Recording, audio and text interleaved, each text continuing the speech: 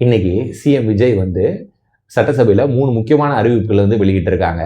இந்த வீடியோ பார்க்குறப்ப அந்த நியூஸ் உங்களுக்கு தெரிஞ்சிருக்கும். இருந்தும் தெரியாதவங்களுக்காக இந்த வீடியோ பாடுறேன். இந்த வீடியோ வந்து ஃபுல்லாக பாருங்க. என்ன அப்படின்னா, முக்கியமான அறிவிப்பு என்னன்னா, ஃபர்ஸ்ட் அறிவிப்பு மகளிருக்கு வந்து கட்டணமில்லா பேருந்து வந்து அறிவிச்சிருக்காங்க. என்ன அப்படின்னா, இதுக்கு முன்னாடி வந்து டிஎம்கே கவர்மெண்ட்ல இருந்துச்சு. என்ன அப்படின்னா, அது வந்து வெறும் நகரப்பகுதிகளாக இருக்கும். எப்படின்னா சென்னைக்கு சிட்டிக்குள்ளே மட்டும் பண்ணலாம், இல்லை மதுரை சிட்டிக்குள்ளே மட்டும் தான் வந்து மகளிருக்குலாம் ஃப்ரீயாக இருந்துச்சு. இனிமேல் என்ன அப்படின்னா, நீங்கள் இங்கேருந்து கன்னியாகுமரிக்கு போறீங்க, இல்லை இங்கேருந்து மதுரைக்கு போறீங்க, இங்கேருந்து வந்து திருநெல்வேலிக்கு போறீங்க அப்படின்னாலே மகளிருக்கு வந்து ஃப்ரீ. இது வந்து வெறும் வந்து சாதாரண பஸ் மட்டும் இல்லை, எக்ஸ்பிரஸ், எல்எஸ்எஸ், டீலக்ஸ் எல்லா பேருந்துகளும் வந்து ஃப்ரீன்னு வந்து சொல்லியிருக்காங்க.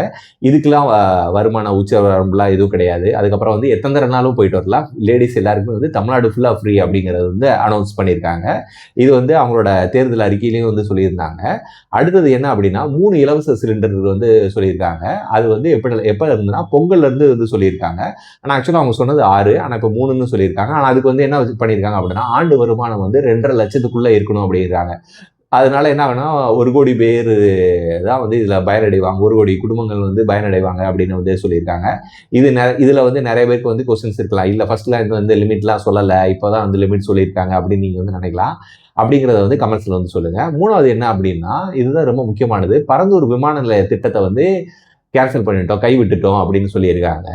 இதனால என்னன்னா, விவசாய நிலங்கள், அப்புறம் குடியிருப்புகளுக்குலாம் பாதிப்பு ஏற்படாத மாதிரி வேற இடத்த வந்து நாங்க வந்து தேர்வு செஞ்சு அறிவிப்போம் அப்படின்னு வந்து சொல்லியிருக்காங்க.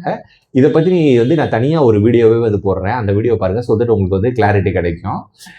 இந்த 3 திட்டத்தை பத்தி நீங்க என்ன நினைக்கிறீங்க அப்படின்னு வந்து கமெண்ட்ஸ்ல சொல்லுங்க. இன்னொன்னு என்ன அப்படின்னா, அந்த வெற்றி பயணம் இருக்குல்ல, அதாவது மகளிருக்கு வந்து இலவச பயண திட்டம் இருக்குல்ல, அது வந்து அக்டோபர் 2 காந்தி ஜெயந்தில இருந்து தான் ஸ்டார்ட் ஆக போகுது. தமிழ்நாட்டில் வந்து ஸ்டார்ட் ஆக போகுதுன்னு இருக்காங்க. பிளஸ் வந்து அந்த 3 சிலிண்டர் திட்டம் வந்து பொங்கல்ல இருந்து ஸ்டார்ட் ஆக போகுதுன்னு இருக்காங்க. நீங்க இதை பத்திலாம் என்ன நினைக்கிறீங்க? கமெண்ட்ஸ் வந்து சொல்லுங்க. தேங்க்யூ.